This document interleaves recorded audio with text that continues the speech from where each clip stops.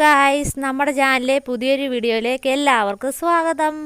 ഇന്ന് നമ്മുടെ അടുക്കളത്തോട്ടത്തിലെ കുറച്ച് പച്ചക്കറി കൃഷി രീതികൾ നിങ്ങളെ പരിചയപ്പെടുത്തുവാണ്. നമുക്കിപ്പോൾ ഇവിടെ നട്ടിരിക്കുന്നത് നിത്യവഴുതനങ്ങയും കോവലുമാണ് പ്രധാനമായിട്ടും ഇവിടെ നട്ടിരിക്കുന്ന പച്ചക്കറികളിൽ. ഇത് നിത്യവഴുതനങ്ങയാണ് ഈ കിടക്കുന്നത്. നല്ല വലിപ്പത്തിൽ തന്നെ ഉണ്ടായി വന്നിട്ടുണ്ട്. ചിലതൊക്കെ പാകമായി വന്നിട്ടുണ്ട്, ചിലതൊക്കെ ചെറുതാണ്, ആയി വരുന്നതേ ഉള്ളൂ. ഈ കാണുന്നതാണ് നിത്യവഴുതനങ്ങ. അതിൻ്റെ വള്ളി ഇങ്ങനെ പടർന്നു പോയിട്ടുണ്ട്. പിന്നെ ഇടയ്ക്കൂടെ കമ്പ് കുത്തി കൊടുത്ത് വിട്ടിട്ടുണ്ട് വള്ളികൾക്ക് ആവശ്യമായ രീതിയിൽ പോകാൻ വേണ്ടി. അതുകൂടാതെ കയറ് വെച്ചിട്ട് മുകളിൽ കൂടെ വള്ളി പോലെയും കൊടുത്തിട്ടുണ്ട്. അപ്പോൾ വള്ളീൻ്റെ മുകളിൽ കൂടെ കയറിൻ്റെ മുകളിൽ കൂടെ ഇങ്ങനെ വള്ളി കയറ്റി വിട്ടിട്ടുണ്ട് നിത്യവഴുതനങ്ങയുടെ. പിന്നെ നമ്മുടെ വീട്ടിൽ പച്ചക്കറികൾ പിടിപ്പിക്കുന്നത് കടയിൽ നിന്ന് മേടിക്കുന്ന വിഷം അടിക്കുന്ന പച്ചക്കറികളെ അപേക്ഷിച്ച് കുറച്ചാണേലും വീട്ടിൽ നട്ടുപിടിപ്പിച്ചാൽ അത് നല്ല കാര്യമാണ്. ഇതാണ് നമ്മുടെ നിത്യവഴുതനങ്ങ ഒരു തോട്ടം.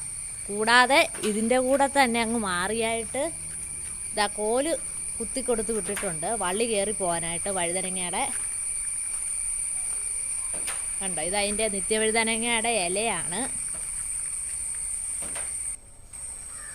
നമ്മൾ വീടിൻ്റെ ഒരു പുറകിലായിട്ടാണ് ഈ കൃഷി ചെയ്തിരിക്കുന്നത്.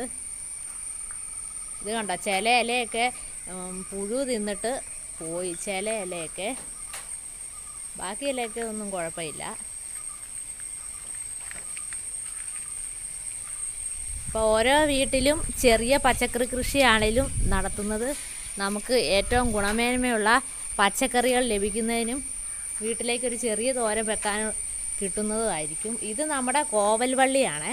കോവലും നട്ടിട്ടുണ്ട്. കോവലിങ്ങനെ ഞാൻ നേരത്തെ പറഞ്ഞതുപോലെ കയറ് കെട്ടിയിട്ട് കയറിൻ്റെ മുകളിൽ കൂടെ ഇങ്ങനെ വള്ളി പടർത്തി വിട്ടിരിക്കുകയാണ്.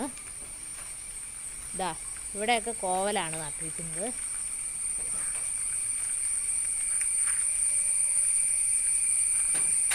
നമ്മുടെ വള്ളി ഇങ്ങനെ പടർന്നു പോയിട്ടുണ്ട് കോവലിൻ്റെയും നിത്യവഴുതനങ്ങയുടെയും. ഇതാണ് നിങ്ങളീ കാണുന്നത്.